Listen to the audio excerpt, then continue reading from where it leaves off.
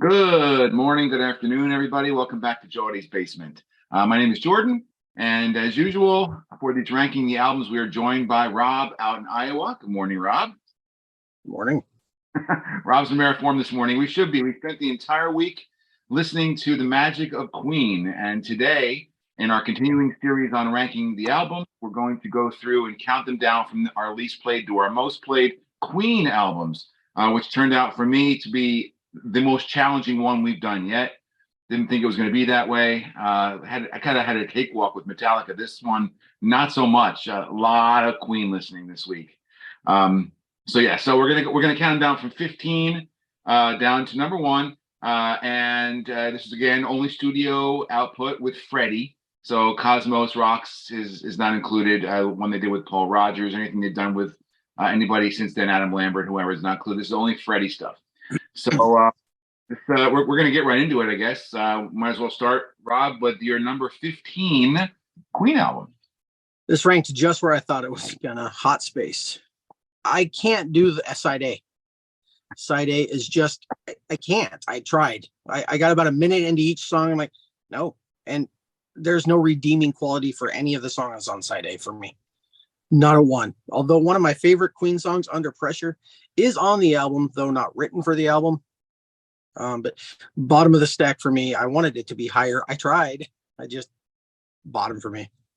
Really, when you talk about the history of rock and roll and some of the most maligned albums, the most argued, I mean, we talked about Van Halen 3 a lot a couple of weeks back. This is like one of those, a complete shift, paradigm shift, changed the world, probably riding off of Another One Bites the Dust and kind of trying to capitalize on that. And I think they probably went too far there. But you can that's one that's argued in bars all across the country, all across the world, constantly. But yeah, you'll be hearing from that one from me a little bit later on, surprisingly.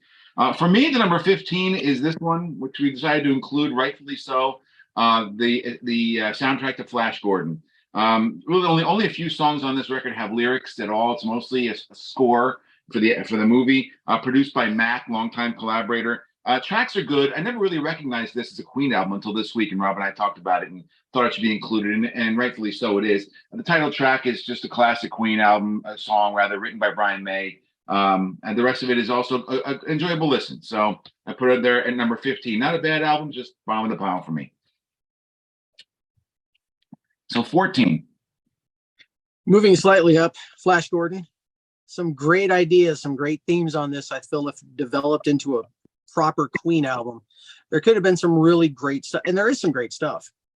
But I feel like it could have been, higher if they took some of these musical themes and ideas they had and just developed them into full songs rather than a score. I think it could have been fantastic. But still a good album, good listen. Very interesting to hear you say that, because I wonder if maybe that's what the band had, a bunch of demos, a bunch of unfinished stuff. Who knows? But that's a good point. So my number 14, I don't have the actual album for. I have this Behemoth box set, which I picked up a couple of years ago. That's got virtually everything Queen ever did on colored vinyl. It weighs 440 pounds. So as a result, I don't have some of the original albums anymore, surprisingly so. But my number 14 is the debut by Queen, the very first album, produced by Roy Thomas Baker. I mean, the first thing anybody heard from Queen, side one, song one, Keep Yourself Alive, that riff. And then it was like, wow, this is something completely different. Even though I wasn't buying it new at the time, I could see where that could cause a shockwaves through music industry. Some of the album is borderline metal, but most of it doesn't stand out to me. It didn't become yet what they were going to be, which was this incredibly diverse, the most diverse band, in my opinion, in music history. And the song Jesus is my favorite song on the album. It's a great song. Of course, Keep Yourself Alive. But yeah, for number 14 for me is a strong debut, Queen. What do you got for 13? Lucky 13. I'm sorry. 13. 13. Losing track. With jazz in there. Jazz is, there's some great stuff on here, although, and I feel like this might annoy people. I don't get Mustafa. It's not the best opener. I read that some of those aren't even real words. I know obviously they're in a different language that I just don't know, but some of them I read, they're not real words. And I'm sorry, I hate to say it, this is going to bother people. I do not like Fat Bottom Girls or Bicycle Race. I just don't like those songs. Or Huh. Don't Stop Me Now, though. Absolutely classic. Let Me Entertain You. Good album, but again, there's just two songs that I find to be clunkers. Wow, interesting to hear you say that. Two very crazy, outrageous, crazy songs. So yeah, we'll hear from Jazz a little bit later in my countdown. For now, number 13 for me is the second album, Queen 2, which yeah, again, not an album that's loved by critics. It's very big and grandiose. Roy Thomas Baker back behind the panel. Of course, it has Seven Seas of Rye. It ends with Seven Seas. The Queen discography has the last song on so many of their albums has been the best song. It happens multiple times. Seven Seas of Rye is the first time I have here several of them listed. That one came, obviously early on in their career. I love the side white and side black aspect of it. There's no side one and side two. That's just the prog in me thinking, okay, this is because now you're seeing the band starting to play around with what is the norm. Side white and side black. Side white was mostly Brian May. Side black was mostly Freddie Mercury tunes. And I love Ogre Battle. Ogre Battle is just a killer heavy rock song. So yeah, Queen 2 for me, a band really coming into its own, 1974, is my number 13. So number 12 for you, Rob. Not a bad song on the disc, but A Night at the Opera for me, which I know tops a lot of lists. I get it. It's just not my favorite. There's some great stuff on here. Love of My Life is absolute fantastic. I'm in love with my car. I have questions because where you have Styx, who, he's in love with his wife, Roger Taylor's in love with a vehicle. It's weird. And it doesn't pay off as well as being in love with Suzanne DeYoung. Maybe if Roger had written a song about her instead, it would have panned out better. Perhaps. And how does he love his car is the other question. It's kind of a good song. It's a quirky song. But yeah, so there you go. Dennis DeYoung back in the album ranking videos. So wow, that is a surprising pick because a lot of people not only consider that to be the best Queen album, but a lot of people consider it to be one of the great rock albums of all time. I think that's going a little far, but yeah, that's surprisingly low on your list. We'll hear from that one again later on. For me, the number 12 is the last album I recorded that Freddie is on. That's Made in Heaven. Some songs were originally on Freddie's solo album, Mr. Bad Guy, which I never liked when it came out. I listened to it again this week. I still don't like it that much. However, I Was Born to Love You, which is an awesome rocker, was originally on the Freddie Mercury album. So that's a great tune. And perhaps the best thing about this album, and it's a pretty big thing, is Mother Love, which is Freddie's last ever vocal. Brian May, if you listen to the song, Brian May sings the last verse. And the reason why he does is because Freddie didn't make it back to the studio. Freddie had left, unfinished that song, said he'd be back, never came back. So that kind of gives me goosebumps to even think about. But that's why when you listen to that song, you'll hear Brian May sing the last verse because Freddie just couldn't do it anymore. And of course, the album title, Made in Heaven. How cool is that? With Freddie on the front, the rest of the guys kind of looking up at the back. The whole concept of the thing is awesome. The songs I feel were probably didn't deserve to be on other Queen albums, but it does jump a few spots for me in this countdown to number 12. Number 11. Day at the Races. It's better than the other one. There's some great stuff on here. I think Tie Your Mother Down is absolute essential Queen. I don't like Somebody to Love. I know I'm weird. Some of their bigger songs I just wasn't a big fan of. Millionaire Waltz was pretty cool. They continued on with the same sound from Night at the Opera, which I like. It's just not played as much as the rest of the albums in my collection. That's interesting. We actually have a match because I'm going to go with the Day at the Races as well as being number 11. This is the first time Queen ever produced themselves. So no Mac, no Roy Thomas Baker, Queen producing themselves. And there's a stigma, at least in my brain, when a band first produces themselves, it can get a little wonky because they don't have an outside influence to tell them what to do, which way to go, make any suggestions. But in this case, it worked out pretty well. I agree with you. Tie Your Mother Down is fantastic. And that song was written by Brian May in the 60s. So some 10 plus years even before this album came out. Pretty cool. Somebody to Love, of course. And my personal favorite, You Take My Breath Away, which is a beautiful song. But yeah, this is a very, very good album. And a nice companion piece to Night at the Opera. The Day at the Races, number 11. So it looks like we're in the top 10 now. All right. Made It in Heaven cracked my top 10. I just thinking of the concept of this album and its reason for being just gives you goosebumps. And maybe every idea didn't work as great as it would have had Freddie still been here. But the fact that he was going into the studio, they were telling him, or he was telling him, use me as much as you can. And the fact that they were able to piece together an album, and the other outtakes. There's a tune from Brian May's solo album, Too Much Love Will Kill You. Love that tune. Fantastic album. I feel like obviously it could have been better had Freddie not passed on. But the fact that we even got this, and I think it's leagues better than Coda from Zeppelin. So that's where it's for me. Excellent comparison. That's right. An album produced under the same circumstances as this one was. Yeah, very interesting comparison there. Yeah, and I agree. It would have been, who knows how good that album could have become had Freddie been there. But how amazing was that voice, even in his last days of life? It's ridiculous. So anyway, so number 10 for me is Sheer Heart Attack, an album I don't have the physical copy of, but I'm showing you right here. Roy Thomas Baker, again, behind the production of it. This is like a pop rock album from Queen. Sorry for the shaking. Pick out my papers. Some call it a transition album. I think it's got some great rockers on it, even though it's a little less proggy. It does have The Lap of the Gods, even though it is less proggy. That's a phenomenal song. And Stone Cold Crazy just kills every time that song comes on. I gotta put the volume up to 11 on it. I happen to like this album very much. Of course, it brought Queen to the masses. Killer Queen was the single off of it, and it was the first time that anybody heard anything like that. So yeah, Sheer Heart Attack is my number 10 Queen album. So let's go to number 9. I thought this one would finish higher for me. Queen 2. I mean, before we started this week, I thought it'd be in my top 5. Fantastic song. Of course, it's the second album to end with Seven Seas of Rye. Right, right. The finish song, and like you said, Ogre Battle is absolute, just amazing. Nevermore is a great tune. White Queen, also fantastic. Great album. I mean, anytime I listen to it, I love it. I'm surprised it didn't finish higher for me.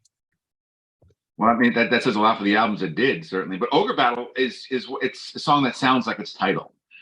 It's like you get in there, you want to put on like an ogre suit and just beat on somebody. Anyway, that could be a personal problem. For me, let's go to number 9, and number 9 is this one. This News of the World. Actually, it kind of folds weird. Queen always had a tendency to do strange albums in terms of the vinyl releases. They open funny. They do all kinds of weird stuff. So yeah, News of the World. This is the Roger Taylor and John Deacon album. An album that really stepped up their writing. Specifically, Taylor wrote Sheer Heart Attack, and Deacon has Spread Your Wings on this album. Of course, it's got We Will Rock You, We Are the Champions, which is overplayed as it is. Just if you put yourself back in 1977, you can imagine that summer what that was like. So yeah, this is, I mean, you take out those 2 songs and it probably drops a lot. But News of the World is a solid album front to back, and so I have it number 9. Numero ocho. The debut.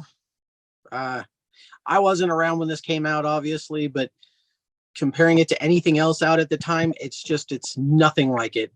They took metal, they took prog, and they kind of married them together with much different results than Rush, who also took metal and prog and married them, but completely different results. And for my money, Liar, one of the best Queen songs, just fucking killer. Yeah. Again, another good comparison, Queen and Rush. I mean, those 2 albums came out around the same time. I mean, my God, can you imagine, understanding music and being back then? You and I would have been like, it would have been some problems. Game Changers. For me, number 8 was a complete shock. I have the cassette, which I don't have up here, but Hot Space is my number 8. And I thought it was going to finish closer to where it finished for you. I was shocked. I mean, they jumped both feet into the whole funky, dancey, disco-y, urban thing. And the band later admitted that it was probably a leap that they made it was too big of a leap. But Under Pressure is on it, and I can't ignore that. Even though you're right, it wasn't written for the album. It's on the album, so it catapults you out. It's one of the great Queen songs ever. I love Staying Power, the opener. Body Language, I've always loved that song. It's got a funky beat to it. And the song for Lennon, Life is Real, which is, he sings as though John Lennon was phrasing it in his voice, which is awesome. Calling All Girls is fun. And a fun fact about Hot Space, I didn't know until this week, is that Michael Jackson cites the album as being one of his inspirations for Thriller, which I would never think in a million years. But hey, maybe we wouldn't have Thriller if it wasn't for Hot Space. Who knows? So Hot Space, number 8 for me. So now we're in our top 7, Rob. What do you got? Number 7. We got an album, The Game. There's only one song I don't like on it, and you know where I'm going with this. Another One Bites the Dust. Of course. I don't know what it is about it. It seems to me like some of their biggest songs I just don't care for, and it's weird.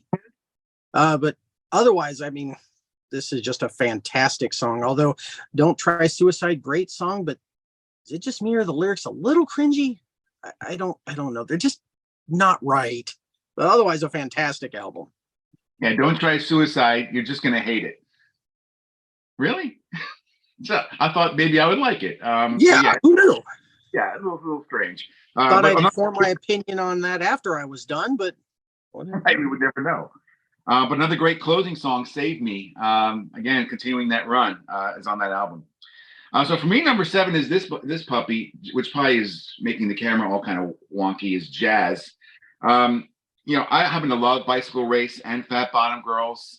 Love Fat Bottom Girls, period. But I mean, how can you argue? This album came with a naked girl poster. It's in here. I'm not going to take it out now. Probably YouTube wouldn't like it, but you fold it out. It's the bicycle race, the actual bicycle race with all the Fat Bottom Girls on their bicycles. Dead on Time to Scorches. I call this the diverse album. I mean, Queen's always diverse, but this thing is ridiculous. Between Fat Bottom Girls and Bicycle Race, Dead on Time Scorches. I mean, it's an incredible riff, and then it goes to Fun It, which is like complete disco, almost a precursor to Another One Bites the Dust. And of course, Don't Stop Me Now, which you hear a lot these days on TV and commercials and all that. But what a great song! I think you mentioned it in your review. But yeah, Jazz for me is number 7. So moving up to number 6. I got a kid walking down the stairs, so we'll ignore her. Number 6, I thought would finish higher too. The Miracle. Fantastic album. Just the title track, Party. I Want It All. Fantastic song. It almost sounds like, I can't think of who the singer is, but it sounds like a different singer altogether. I just think it sounds phenomenal. And, I don't know. Was it all worth it? It was another fantastic closer. You're not wrong there. They know how to close an album. They really do. Great choice there, The Miracle. And also the great cover too with the faces is just fantastic. Freddie's being the only complete set of eyes. Anyway, for me, number 6 is an album that I thought would finish lower. Quite honestly, a lot of Queen fans don't particularly love it. I think it's cool, kind of magic. I think because it takes you back to where you were when you first listened to it. But this, of course, is based on a soundtrack to the movie Highlander. 6 of its songs were in the movie Highlander. However, One Vision, which is the lead track on here and the radio hit single, was not in Highlander. But it was in a different movie with Lou Gossett Jr. a year later, Rob. What movie was that? Highlander 2. No, that would be... I'm looking. Oh, that's right. Iron Eagle with Louis Gossett Jr. That huge box office blockbuster. But they were riding off the Live Aid performance. This is the first album that came out after that great iconic Live Aid performance. So it went straight to number 1 with no questions asked. One Vision is such a quirky, great song. All the cool lyrics. Fried Chicken. Possibly the only song you'll hear that lyric in. And Who Wants to Live Forever is just haunts the heck out of me even today. It's a beautiful song. And I love the closers. Don't Lose Your Head, followed by Princes of the Universe. Again, great album closer. So yeah, I mean, it is kind of dated. It sounds 80s, but I quite like it. I think it's great in its quirkiness, a kind of magic. Number 6. Number 5. We're in our top 5. What we got? The Works. I have no complaints about anything on this album. I think it's perfect start to finish. Hammer to Fall. I mean, damned, how can they write something so heavy and not be called a metal band? Just a great song. Radio Gaga. You would think I wouldn't care for it, considering some of the other stuff I don't like. One of my favorite Queen tracks. Fantastic song. And of course, I Want to Break Free. How do you not question some choices in your life after seeing that video? Like, do I like this? Yeah. Great song. And there are different opinions. I mean, a lot of people think that video really hurt the band's career quite a bit. I mean, I think their tour was affected by it. Yeah, it's a shame, but it is what it is. It's a great song, and Radio Gaga was funny, especially because proggy guys like us, like all we hear is Radio Gaga. Like we like the stuff that's not on the radio. So yeah, good choice there. The Works, another great iconic photo on the cover. Also for me, Number 5 is The Game, the first Queen album that I ever purchased new when it came out, 1980. Play the Game is one of my top 3 Queen songs of all time. I love that intro, that synth intro. Of course, the band's using synthesizers now. They never did before. Matter of fact, they were they look down on it. Everything is real, and all of a sudden it's got synths. I like the use of synths on this album. Another one, Bites the Dust, may have led to Hot Space. It was such a huge hit, but led the band down a path that neither one of us particularly liked. But a song like Dragon Attack, so funky in nature. So, and you mentioned Don't Try Suicide, and of course the closer Save Me, which I think is phenomenal. This is the first Queen album ever to go number 1 in the U.S. UK obviously was different, but US, this is the first one to go number 1. So number 5 for me is The Game. Number 4. I just have to say, before I make anybody mad, I did like the video for I Want to Break Free. Thought it was fantastic. I'm not angry about it. Thanks. Calm down, folks. Calm down. Anyhow, this horrifying abomination of an album cover, News of the World for me. Again, we're going to an album where I like most of it. I never really got into We Will Rock You. I think it's because I hated high school so much. Because they every time, but there's some great stuff on here. It's late. Some of the best Freddie Mercury vocals of their career. I mean, he was just phenomenal. Sheer Heart Attack, the title track from the previous album. I don't know what they were doing there. Would it be previous? It'd be their third album. Anyway, fantastic album. Horrifying cover though. I think this thing's trying to kill them all. Now, you seem to be showing the 2 CD editions of some of these. So were these later, obviously later represses with additional material? I got these box sets that came with all of them as the 2 CD.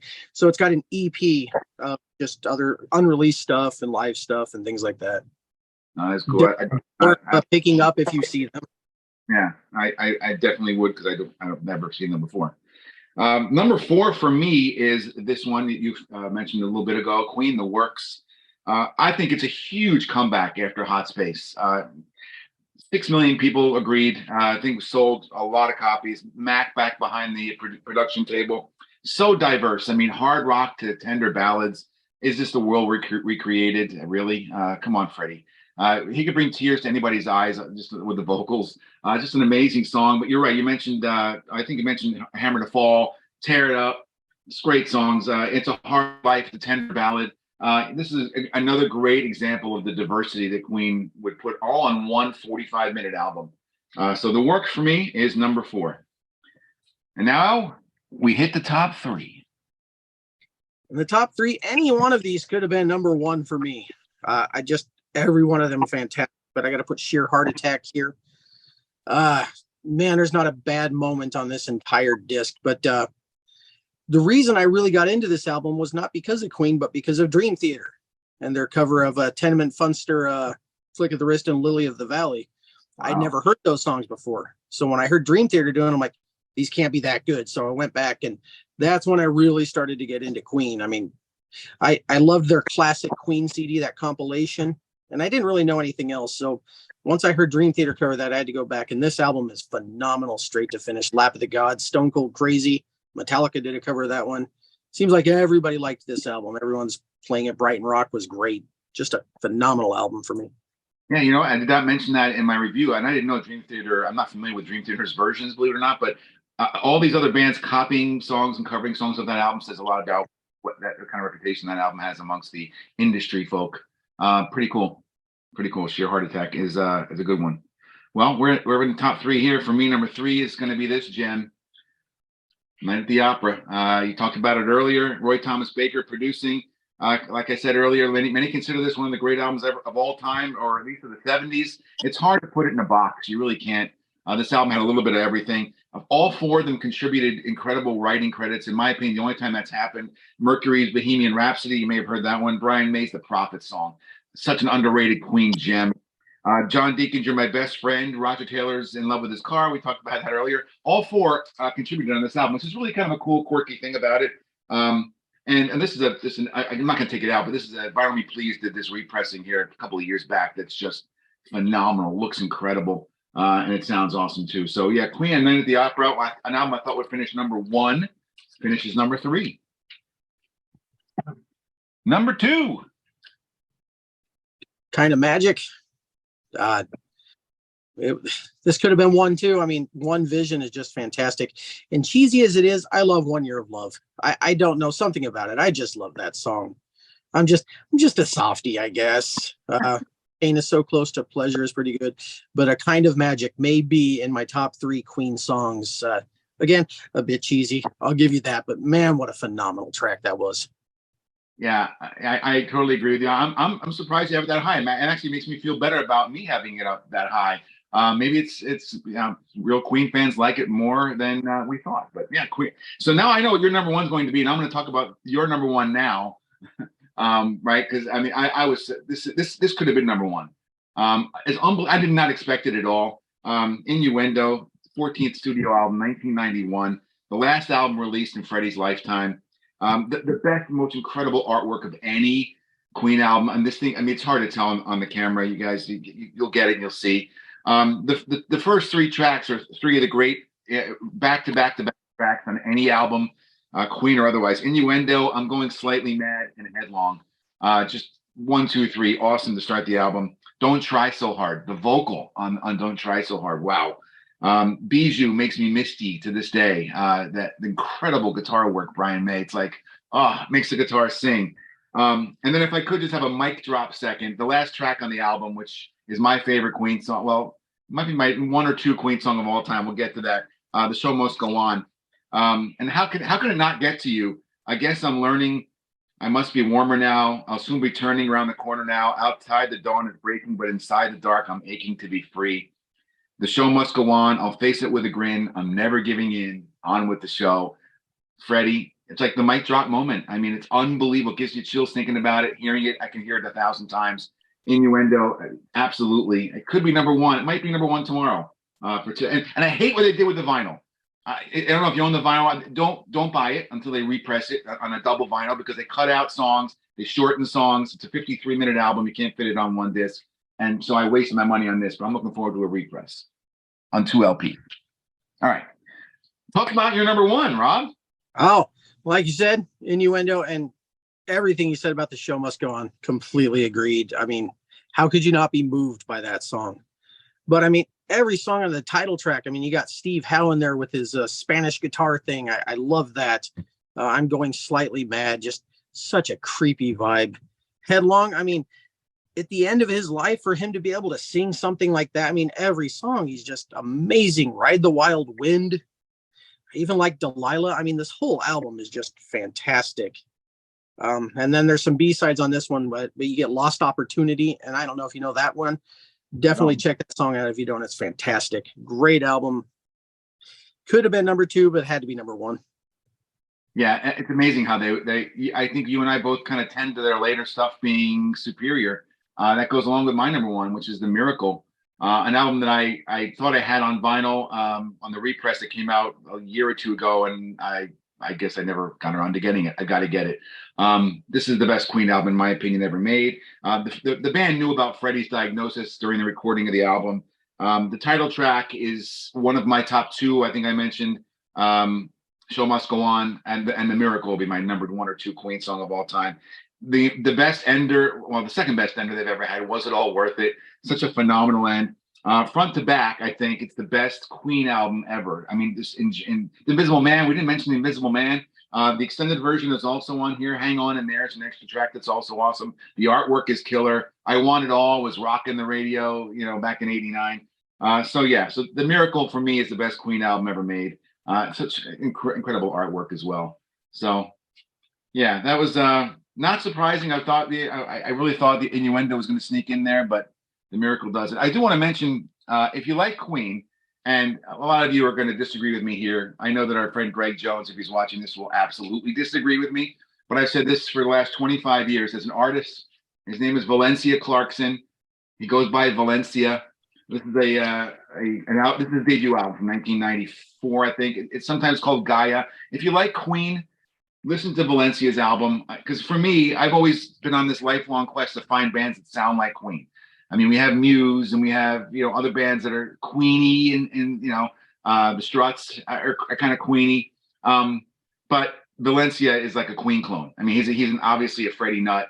He practically copies them on so many of these things, but yeah, have a look at Valencia's album. So, all right, we won't keep them any longer. It's Saturday. Go have a great weekend, everybody. Thank you so much for listening. Listen to the other album ranking videos in the playlist here on the YouTube channel, because we've done like 8 or 9 of them now. All we loved every single one of them. They're a lot of fun to do.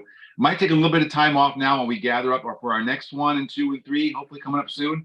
Listen to Rob's band, Liberty's Exiles. If you like independent progressive rock music, as always, the Bandcamp link is listed here in the description. Like and subscribe, all that good stuff. Have a great weekend, everybody. Queen on. We'll see you later. Bye.